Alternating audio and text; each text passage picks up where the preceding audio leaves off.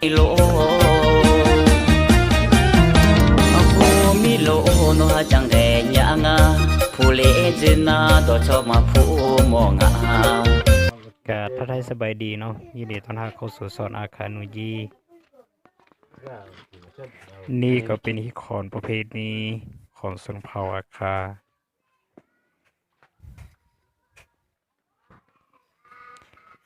ที่พุดยืม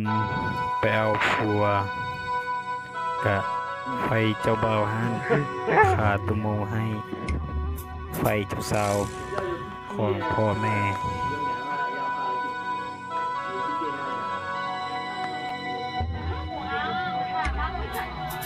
นี่ก็การให้มีทางไฟยิงพ่อแม่ทางไฟยิงและตะกนเดียวทางไป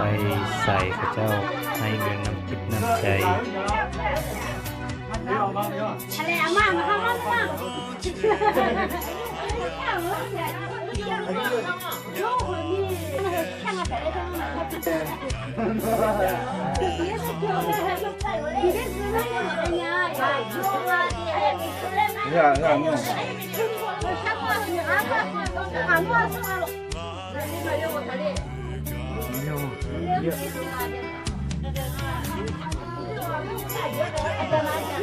Matanya no, iya no.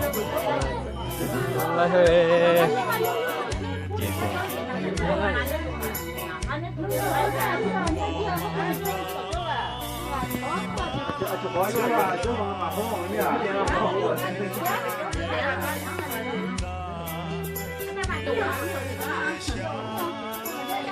Chị phải xin giật kinh người hơn đấy.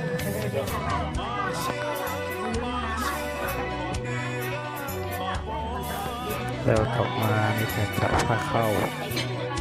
คอนไฟเท่าเกยิงและเท่าเกใส่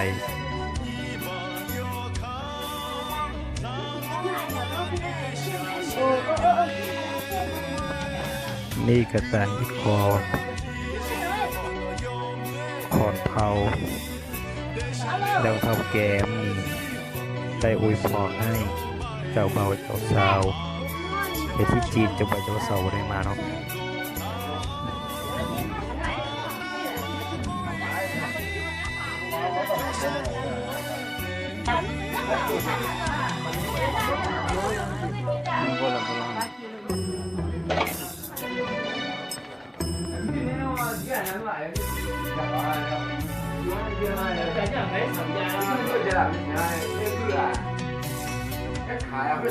ก็ขออภัยนะเนาะพลาดกันคืนเนาะพลาดวันทึกกันคืน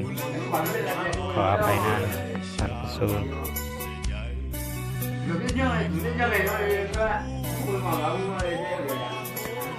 บาทนี้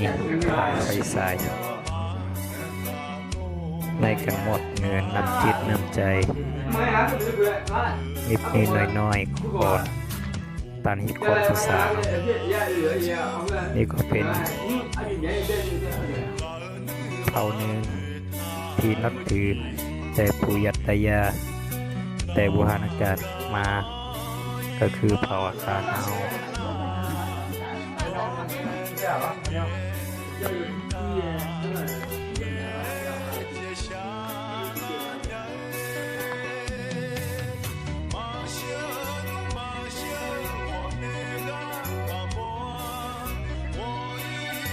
เจ้าก็ขอบใจเนาะ